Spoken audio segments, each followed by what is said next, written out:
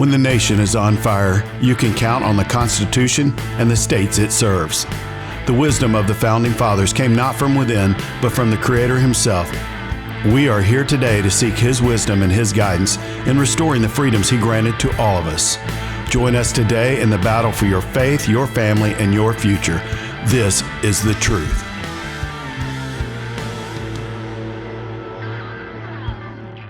Welcome to The Truth. I'm Steve Hopkins. And I'm John Williams, and we're glad you're here for the unfiltered, unaltered, unbridled, no holds barred, absolute truth. No holds barred. I like that. That's right. I'm sitting next to Jackie Fargo instead of John Williams. I'll have to show you my Fargo strut one day. Hey, you're not from Memphis if you don't do can't do the Fargo strut now. Listen, handsome Jimmy. Rocking into Memphis, TWA. I'm just telling you, man, from back in the day, I remember them all. It was some good times. I'd like to see old Johnny Adams do the Fargo strut one day. Oh, gosh. I don't want to see him hurt himself, though. I mean, right. You know what I'm saying? He might tweak a knee or something. We eat spring chickens anymore. He and I both turned, well, let's just say we're not 40. Right.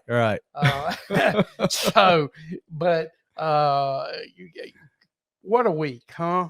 Yeah. All kinds of stuff coming out in the news, national news, craziness. How was your week, by the way? Good. I had a very productive week in Lisa County. Not that anyone wants to hear anything about that.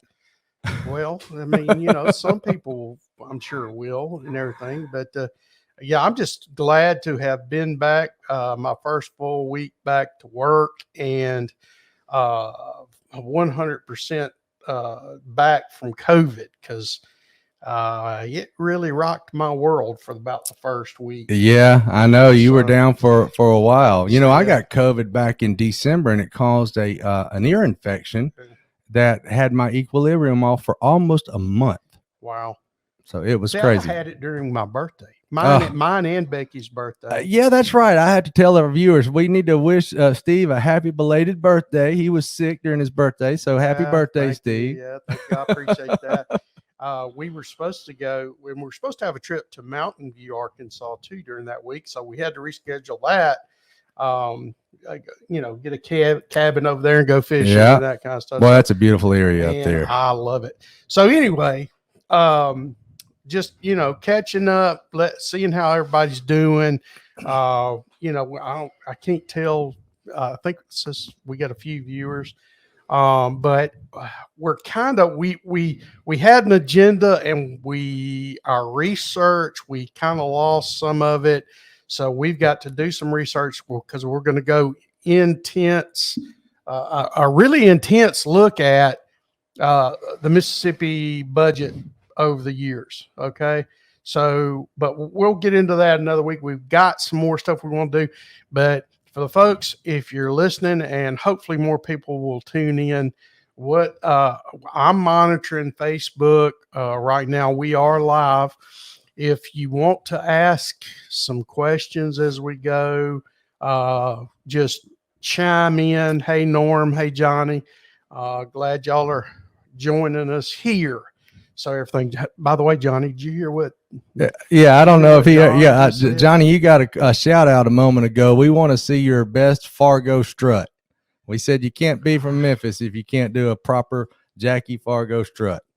I'm just worried about you doing it, though. We're not 40 anymore. We both just turned the same age. You know what I'm saying?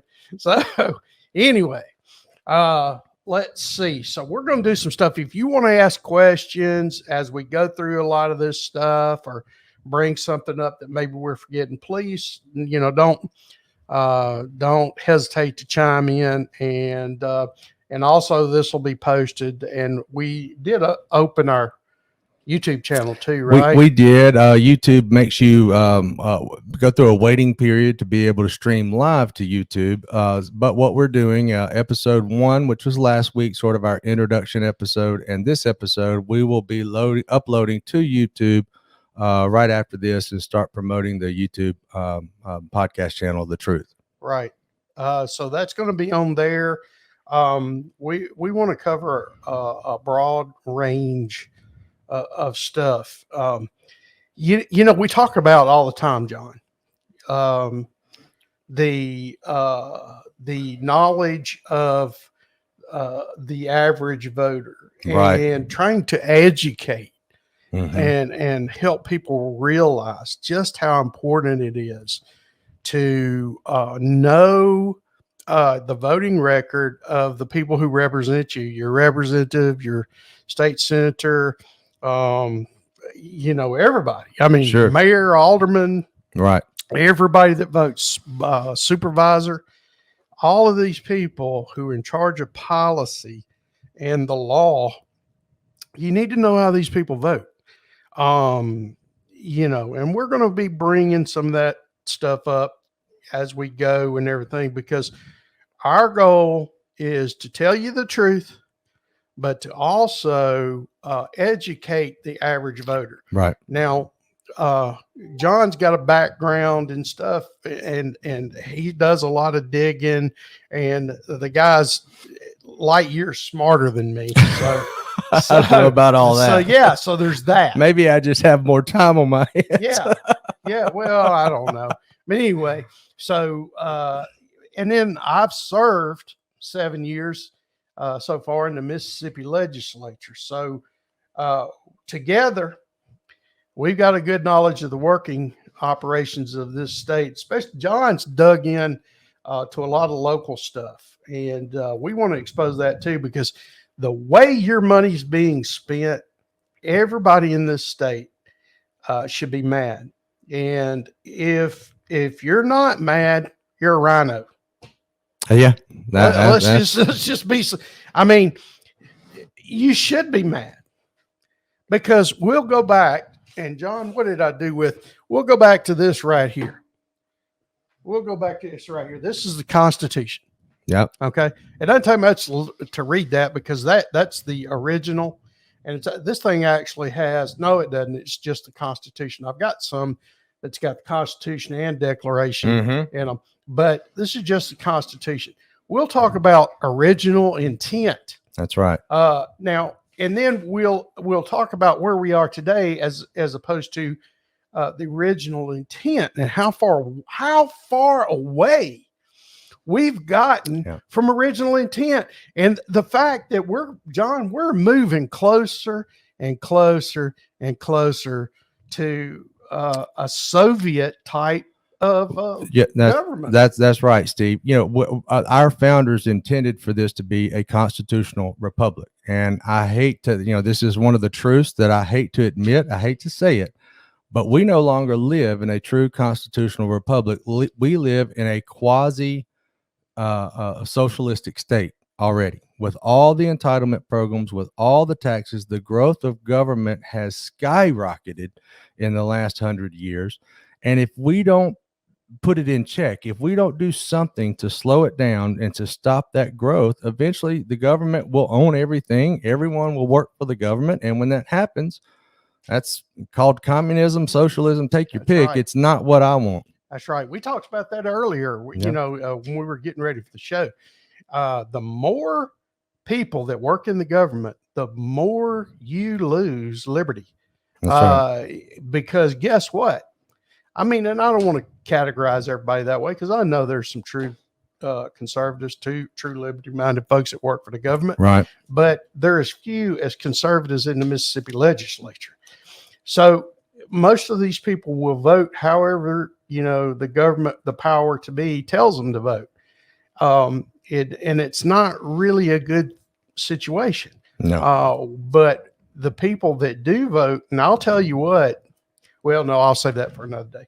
Well, Steve, I've got something I want to get to. I want to ask you about. So this year or this past week, right, some announcements came out, some news articles.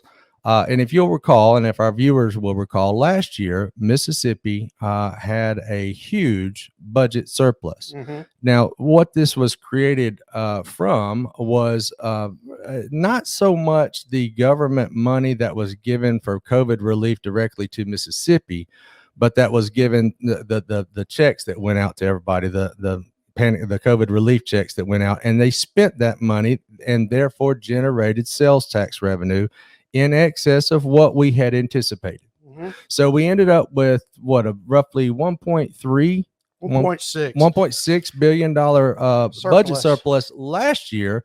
And I want you, because you were there in the House of Representatives, I want you to tell us what Mississippi did with our unexpected, what we thought was a one-time, opportunity, which we have now found out this past week was not. We have another huge surplus this year. But what did the Mississippi legislature do with our $1.6 billion of unexpected revenue? Well, nothing yet. So the fiscal year just ended June 30th. Oh, my birthday. Right. Happy birthday, me. So the fiscal year ended. Well, they do the wrap up and everything, and we're 1.6 billion over. And, a lot of that could be attributed from, part of last year for COVID relief money, all that extra money. But also, I think we touched on this last week a little bit, but all of the new online taxes, everything you buy online now, Mississippi collects taxes. And Prime Day was this past week, and Prime Day, and my girlfriend Stephanie, it was like Christmas in July. Literally, she didn't get off till late every single day. Well, and I'm telling you, it's software, it's you name it. Everything is taxed. Yeah. So, and Facebook Marketplace, I've heard from a couple of people that said they bought some big ticket items or whatever. Well, that was part of the plan. Tax everything. We even passed a law, not with my vote, but we passed a law that the Mississippi legislature wanted to, they could come after carport sales and tax them. Let that sink in, folks. You come on my property trying to collect taxes from a carport sale, I'm going to teach you about the Second Amendment. Yeah, exactly. We're going to have a problem. Yeah, period. I'm going to need my one phone call. So, but anyway, here's the thing. So we got all this extra money being collected, but we couldn't eliminate the entire state income tax. We couldn't. We had to leave the 4%. So I'm glad you brought that up, because I read an article this week by our governor and some other people in the state legislature about what we would consider leaders in the Republican Party, bragging about in news articles that the largest tax cut in state history took effect July 1st. Now, technically, it did, meaning the clock started on July 1st. But no Mississippi taxpayer is actually going to see a decrease in their income taxes being withheld out of their check until January 1st. And then it's phased in over, I forget how long. It's so long. It's half a generation. Well, they actually whittled it down. I've got to go back and relook. I think it's 4 or 5 years. But the 4% still stays. So you got that. But we come in with an extra 1.6 billion. We could have eliminated if they had listened to reason. Right. By the conservatives, by McDaniel, Sojourner in the Senate, Freedom Caucus guys in the House. Right. Which was, hey guys, let's eliminate the state income tax in total, and let's wait a couple of years till we give all these raises, or we talk about giving all these raises, because you put more money in the people of Mississippi's pockets. They're going to spend it. They're going to spend it. They're going to spend it. That creates more revenue. Generates more revenue for the state. You got more everything. So you wait a couple of years before you put that extra bill on the taxpayers of all these salary increases. And we could have done it and paid for it, and it wouldn't be that much of a deal on the taxpayers right now, because my gosh, John, what's inflation doing right now? Well, and that by the way, I'm glad you brought that up. Right now, I was reading some information from Truth in Accounting, which is a website that grades each state in its fiscal responsibility. By the way, Mississippi has a D. Got a D. Our state debt, our total unpaid liabilities is $11,500 per taxpayer. Mm-hmm. However, of that, this is shocking to me. So everyone that works for the state's on the state retirement plan, and they have this pension. By the way, pensions are outlawed for everybody except state and federal employees. So the corporate America can no longer have pension plans. But so rules for thee, but not for me. But the state liability for future obligations and unpaid pension plan benefits that we've already promised to people that work for the state is $6.6 billion. $9,500 per person that we owe for future retirement benefits. And so I'm like you, before we start giving raises, why don't we get our house in order? And so the problem you have, Steve, is you've got the federal government, if I'm not mistaken, has printed 80% of the money that's ever been printed in the history of the United States has been printed in the last 24 months. It's some skyrocketing amount. Right. I mean, it's just crazy. Right.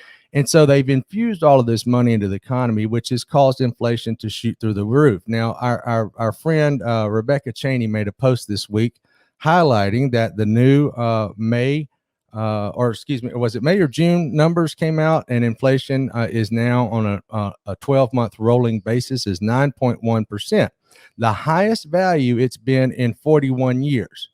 Here's the problem, Steve.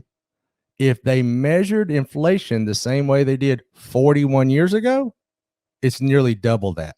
It's almost 18%.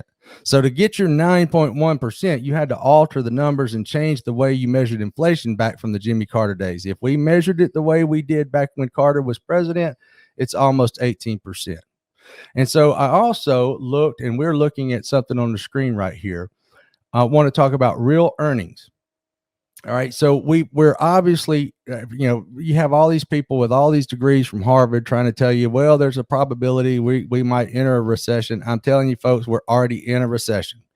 A recession is simply when GDP goes down 2 quarters in a row. We don't know it till after the fact, but trust me, it's gone down. Winter is coming, as they used to say in the Game of Thrones. If you've got extra money, you need to save it. But real earnings is when you take you look at America's nominal income, what they bring home each month, and you take inflation out of it. So if you got a 5% increase in your income this year, to keep the math simple, and if inflation is 10%, then your real earnings are down 5%. Make sense? So right now, America's earnings, real earnings nationwide, is down 3.6% in the last 12 months. Now, I say that to say this. Does it not make logical sense to you and to our viewers that if our income, the taxpayers, if our income's down 3 or 4, let's say 5%, then shouldn't the government's income be down 3 or 4 or 5%? No. It should. Is it? No. But listen, every taxpayer out there that doesn't work for the government. Now, have this conversation with some of your friends that work for government, work for the local government, work for state government, that kind of thing. Have this conversation with them. You'll have lots of fun. So, talk to them about, well, listen, shouldn't government have to live within its means like we do? If we don't have the money to buy something, we shouldn't buy it, right? We shouldn't bond money just because we can bond money and put that on the taxpayers just because we have taxpayers. Guys, I mean, this state has less than 3 million people in it. And we figured about 700,000 at the most are taxpayers. Our taxpayers. Yeah. Well, as far as state income tax goes. So the diminishing, this state has lost population year of year of year. Now, DeSoto County grows. You've got a couple of 3 counties that grows. One on the coast, Lafayette. You've got some hot spots, but of the 82 counties, about 78 of them are losing population. So it doesn't make sense. That's why it heats me up so bad, John, when we borrow money, we bond money, or we build buildings that we don't need to build when there's existing buildings Right. that could be used. And especially and you know this, we've talked about this. One of my pet peeves, all of these cities and counties that give money to charities and nonprofits. Yeah. They're Now, giving our money. in a year, we're seeing record inflation, record gas prices. Let me just read a few of these to you. Sunflower County authorized contributions to the Sunflower County Ministerial Alliance Counseling Service. Sunflower County authorized contribution to the Fannie Lay Hamer Cancer Foundation. Great foundation, but you know, Let them do their own fundraising. We should be fundraising for places like that. And that's where the church comes in. That's where community comes in. We've talked about this before. Authorized contributions to Junior Auxiliary of Pascagoula. Authorized contributions to Friends of Arts, Culture, and Education. Authorized contributions to various organizations. That's Vicksburg. Steve, I'm sitting here. That's Vicksburg, my favorite. They give away tons of money, but they're first in line for bond money every year. Is this the full list of this? Yeah, it just from goes, last legislative session? Yes. Oh my gosh. This year, authorized contributions to nonprofit organizations that provide recreational sports activities for county youth. Listen, or as the guy on whatever that is says, listen. When we were growing up, folks my age, I'll go out and say, if you're 40 and older, you had the JCs, you had people the Lions like that. Club, you had all of that stuff that paid for the ballparks, the community, the business leaders, and everything like this. Now you are taxed to pay for all this, whether you want to or not. You do not have a choice. That's socialized sports. Yes, it is. I'm sorry if that hurts your feelings. It's socialized sports, because there are people, and I've talked about this before, John. There's a guy in my district that walks 12 miles every day to go to work because he can't afford a car.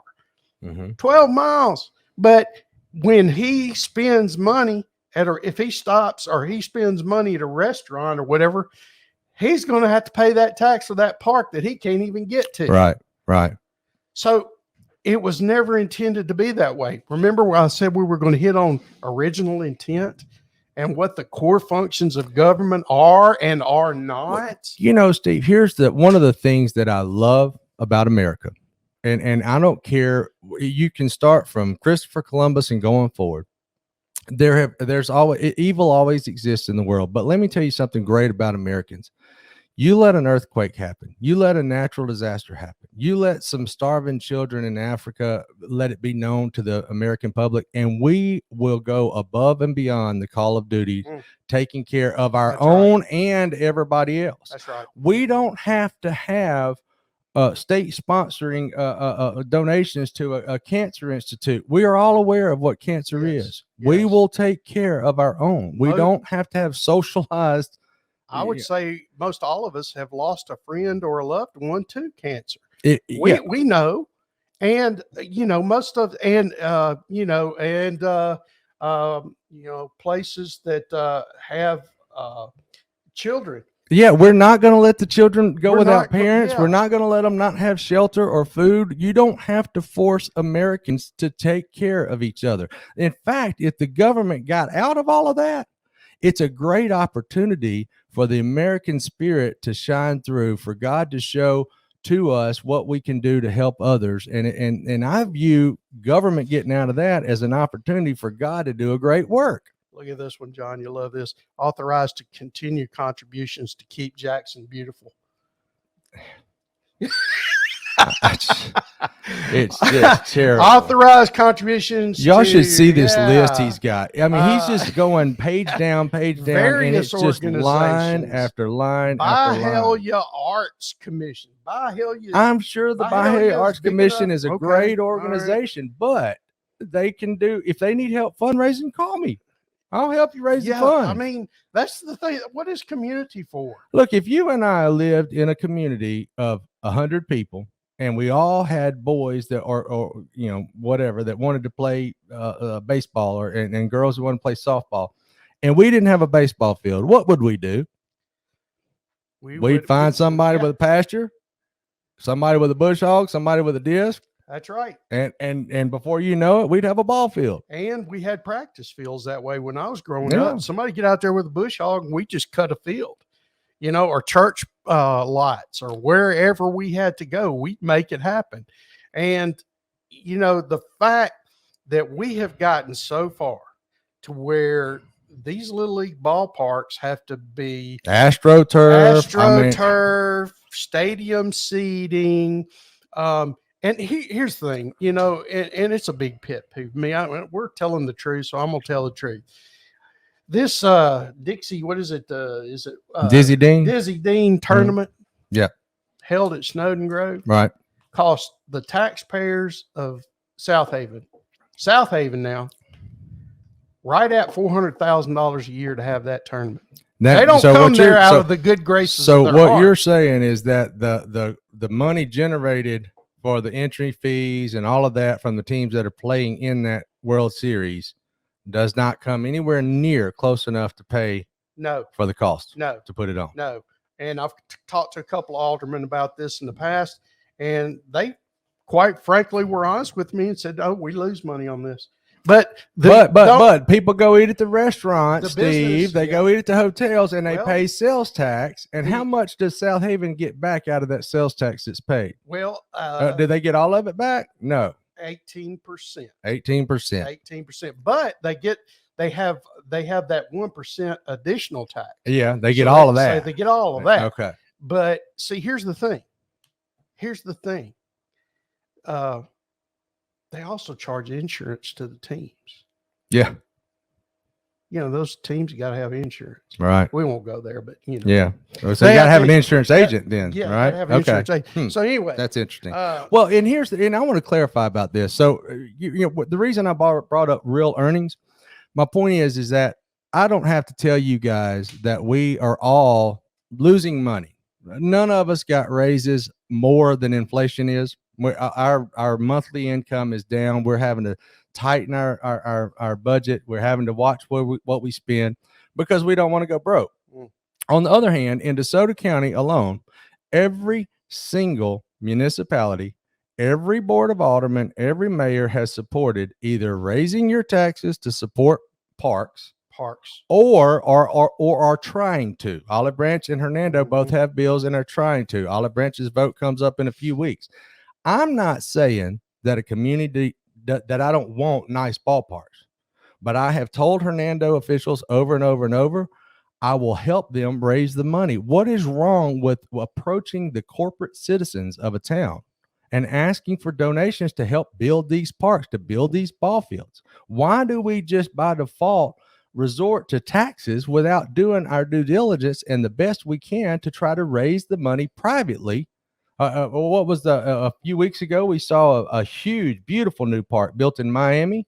Was it? Of all places, liberal Miami, built solely through private funds. Private funding, not a dime of tax. If the kids in Hernando, Olive Branch, South Haven, whatever the case may be, if they need new ball fields and new facilities, all we have to do is tell the people and trust the Lord, put together a good marketing plan, fundraising plan, and we can get the funds to build what we need to build. We don't have to raise taxes to do it. That's right.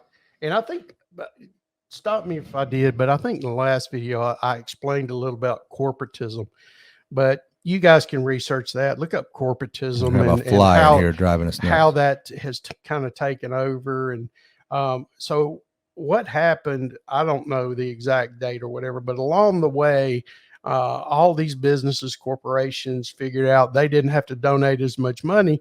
All they had to do was donate to politicians. Right. So they donate to politicians and they save all this money that they're having to donate to, you know, building parks and Right. stuff like that. So they're not out all that money. They just have to give a campaign. So wait a check, minute. you Explain this to me. So you're saying if Amazon wants to build a new facility here, Mhm. which is going to require us to have to make some infrastructure improvements in roads and widen a road or build some new roads, whatever. Taxpayers will pay for that. And we're going to give Amazon a tax incentive, a tax break No, we'll give them complete tax exemption for at least 10 years. for 10 years just to move Amazon here. But then we're not going to ask Amazon for a donation for our parks. We're not going to ask them to help pay for that road that's going to have to be widened. No, we just want them here. Because the main thing politicians these days get out of something like that is that little thing to hang on their, the badge that they can hang on their uniform. Look, I brought Amazon here. I spent your money, $10 million a year money to get them here, but I got them here. And, it's that kind of thing.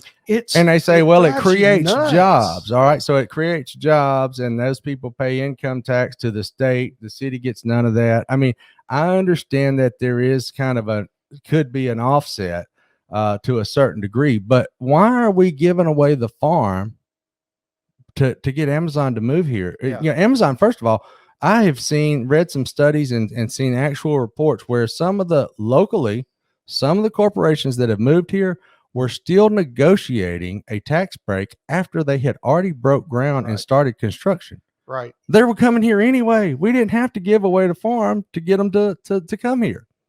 I saw, John, it was some post. I can't remember where, but I do remember where it was. But the mayor was touting the amphitheater expansion and how that was going to be the biggest whatever and all this kind of stuff. He never got into all the money that it was going to cost the taxpayers to build that. Right. Okay. Just, in taxpayer money, if guys all over the state, if you got one of these amphitheaters or one of these things, you're paying for that. That's taxpayer money paying for that. They can have a concert in there and they don't have to make the money on the tickets because you've already paid for all of it. Your taxpayer money is propping this stuff up. Landers Center does not make enough money to cover the bills. Not even close. Your 2% that you pay on every restaurant trip in DeSoto County pays for Landers Center, props it up. Okay, they don't have to make a dime. You're floating them regardless. And we've had the Landers Center, 20 years now? 1999. Yeah, and this fly is driving us nuts. 20 years, and we still have another 20 years left on that 2% sales tax in DeSoto County. Oh no, some geniuses before I got there took the repeal date off, so there's no repeal forever date. Paying an extra 2% sales tax to keep the Landers Center open, whether it actually makes money or not. Right, and the board of supervisors going to build a hotel there. They're going to invest another $50 million in a convention center. It'd be $75 million. So that when we get through with our convention at the end of the day, we can go tour the warehouses. Right. Yeah. Oh, because we've got the best, finest collection of warehouses this side of the Mississippi. That reminds me. Saw a post, and I was reading the things, and it was about Bellsat, that, and so one of the ladies commented, why not keep our little town little? Right. Why not? What's with all these warehouses? Well, there's something to be said about, and you look at some of these places like New Albany, Mississippi, who's, people move into places like this because they want to be in small town Mississippi. Right. Yeah. But, you got 3 mayors who are trying to annex every single inch of DeSoto County so that you'll have everything will either be Olive Branch, South Haven, or Hernando. Oh, Horn, the whole county. Well, yeah. And so, by the way, if it was, we would still have a county government, just like Shelby County. Yeah, we still have a county government, still have to pay all those taxes. You pay some new taxes because you're in the city. And then, you'd have 4 municipalities covering 99% of the geographic area of the county, but we would still have a county government. And the number one thing that comes with that, once they annex you, the number one thing that comes with that is you got to watch out for those speed traps. They coming to get you. Yep, that's you right. know, they got that new area, so that's more revenue. area they've got to pad the mayor's budget. That's right. So anyway, it's, you know, the corruption's far and wide, and listen, that's why I love Shad White, the job he's doing. Yeah. And everything like that. And poor Phil Bryant. I know, but bless his heart. How is he going to get out of this without being indicted? I don't know. Oh my! I guess it depends on who the attorney general is, but yeah. I haven't seen him in public, you know, or videos or posts or anything. I mean, is he hiding in the same spider hole that Saddam was in? Yeah. Let me read this. You'll love this. Norm said, "Steve, you just hate the kids. We need at least 45 more baseball fields, 134 pickleball courts, and 7 more volleyball arenas. Our dear leaders know how to spend their money better than you." That's right. That is exactly right. Yeah, Norm gets it. Well, folks, I want to put a couple of plugs in here. We've got a Facebook group that we're trying to grow, that we're trying to do, working with folks from all over the county, working with down in the coast with Dan Carr and We the People of Mississippi, and in the Jackson, the Middle Mississippi area with Mary Jo Perry and MPVR, Lawrence Smith over in Tupelo. And there's a lot of Facebook groups, but I want to put this up here, the Conservative Coalition of Mississippi. If you are not a member of that Facebook group, please go there. That's where when we talk about some of these things here, we like to provide and back up everything we talk about with documentation. So that's where we'll post a lot of this stuff. So if you will follow or join the Conservative Coalition of Mississippi page, you'll be able to see. It's actually a group. A group. Yeah, I'm sorry, group. Right now, for whatever reason, it's showing as a private group. So we're gonna try to get that changed once I figure out how to make it a public group, where people can get in there easier. So if you aren't in there, send me or John a message, and we'll invite you. To come on in until we figure out how to do that. And then we also want to talk about the Mississippi Freedom Caucus. If you have not heard of them or not familiar with them, we encourage you to find their page on Facebook as well. You can sign up for their newsletter, stay informed with what's going on with the legislature. They don't bombard you with emails. If you get an email, it's because it's important. Dana Criswell is the chairman now, and the emails will be from him. There'll be an announcement. There'll be a call to action, whatever the case may be. We would encourage you to join both of those pages, the Mississippi Freedom Caucus and the Conservative Coalition of Mississippi. Yeah, go to it's freedomcaucus.ms. I believe that this is the website, and make sure you sign up for the newsletter. Because as stuff breaks, we at the Freedom Caucus will send out alerts and things to keep you informed about stuff otherwise you may not hear about, because the establishment doesn't want you to know this stuff. It's just like John, they didn't want people to have the ability to have the ballot initiative. Right. They don't want people to have that ability. They don't want to have people to have that power. The establishment leadership wants to have all the power. Right. And right now they do. Yeah, they do. So, and that's some of the stuff we're going to be working to change, because we're going to be exposing it. I mean, and we have some announcements coming up, some things we're working on, some big rallies and meetings that we plan on starting to have, grassroots meetings all over the state, and start talking about how you can help us take Mississippi back from this establishment and corrupt government. And guys, you can help us too. I know we've got a few folks. I don't know. I can't tell how many on all the pages are watching, but you can help us by sharing these videos, with your true conservative friends. We need to grow this, because the only way we're going to change things in Mississippi is to educate the electorate. That's right. People have to know just how bad the people they elect are. It's like, look at this, John. And that's another thing is we realize that people have day jobs. They can't research this and keep up with this. And so that's what we want to try to do is we want to try to, feed you this information in an easy to find, easy to follow format. Yeah. I mean, I'm not talking about from some, I don't know what I'm talking about perspective. I'm looking at the top rated Republicans for the 21 session year. Yeah. 21 session year. And, the top three are all from DeSoto County. All from DeSoto County. You, Dana Criswell, and Dan Eubanks. Yeah. And then we've got Joe Baumgart, and then it drops off dramatically. Yeah, That. the top five are all Freedom Caucus. Yeah, yeah. The top five are all Freedom Caucus. Yeah, Chris is in it. Yeah, and then Chris and Melanie are right there.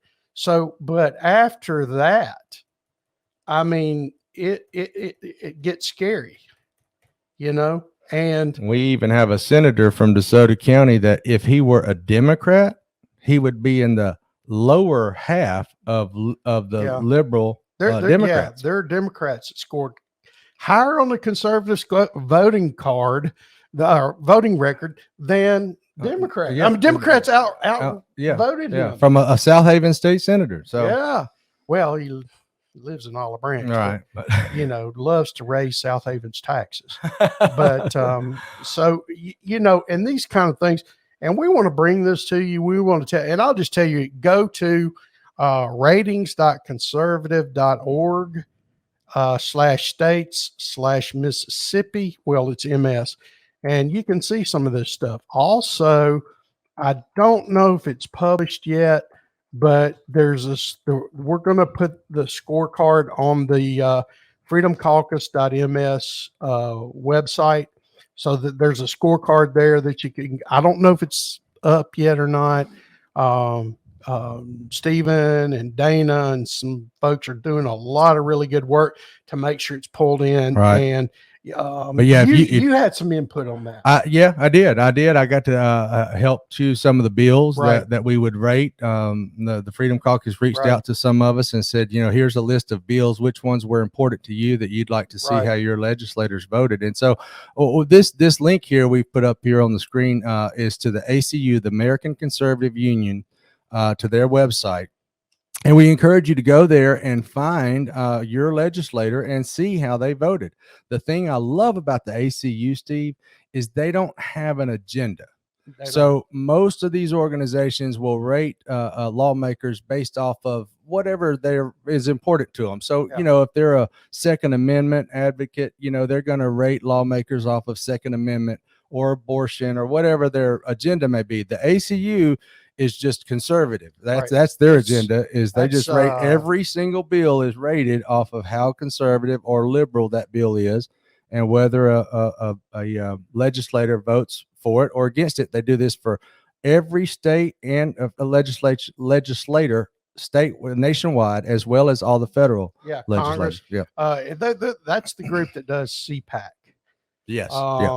And I'm proud to have gotten the award for conservative excellence from them all 7 years. Yep. So one more year to go. We'll see. We'll see. I'm still working on it, folks. We don't want him to retire. But I want to say this. I do appreciate your integrity in that we all talk about needing term limits on Congress. And for you to announce to, voluntarily take yourself out of the running now that you've served 2 terms, that's the type of statesman that we need and the type of integrity that we need. And I appreciate that. Well, I'm not even in your district, and I appreciate it. I thank you for that. I thank you for that. And, the temptation was there because of, the Freedom Caucus coming on board and everything, and us doing some really good stuff, especially with killing the Region Smart bill, which was the mayor's lovely bill of South Haven. He started all that. but we killed that. We've done some really good stuff. We've exposed a lot of things. But I did make that, John, both times when I knocked doors, I said, I'm a term limits guy. I believe in term limits so much so that I'll term limit myself. So Yeah. what's my word if I don't keep it? You know? So God knows, and I'm waiting for God to tell me what he wants me to do in the future. If I get a piece about running for something, I will. But right now, I'm looking forward to helping folks run for office and win all over the state. Right. You know, I want to help people. You know, Lauren Smith's going to run. Yeah. You know, I can't wait to help Lauren Smith run. Absolutely. She's an absolute true conservative. She is. Absolute true conservative. And we need to do everything we can to help her win. That would be a huge win to replace the incumbent with her. And I'll tell you, well, I won't give it away, but we met with a lady over in Olive Branch. Mm-hmm. Super conservative. Yeah. Renee. I'll say her first name. Renee. And I'm fired up. Yeah, and I'm glad you said that. So, folks, if you're hearing this podcast and you can hear my voice, we need to encourage people to step up and step out of their comfort zone and consider running for office. True conservatives. If you know someone, from like I said last week, from the constable all the way to your state representatives and senators, if you know someone that might be a good candidate, a true conservative, please encourage them. If you are that person and you're not sure what to do or how to do it, reach out to me or Steve. We are more than happy to help you get plugged in and help you figure out and come up with a plan on how to run for office. Yeah, if you're thinking about running and you're a true conservative, I promise you, I'll help you. I've got a plan that works. My first election, I beat an 18-year incumbent. I've got a plan that works, and I'll be more than glad to teach true conservatives how to run and to win. Now, also, John, and John knows because we've talked to a couple of people who should not run. Yes. I mean, they just need more time to learn what an actual true conservative is.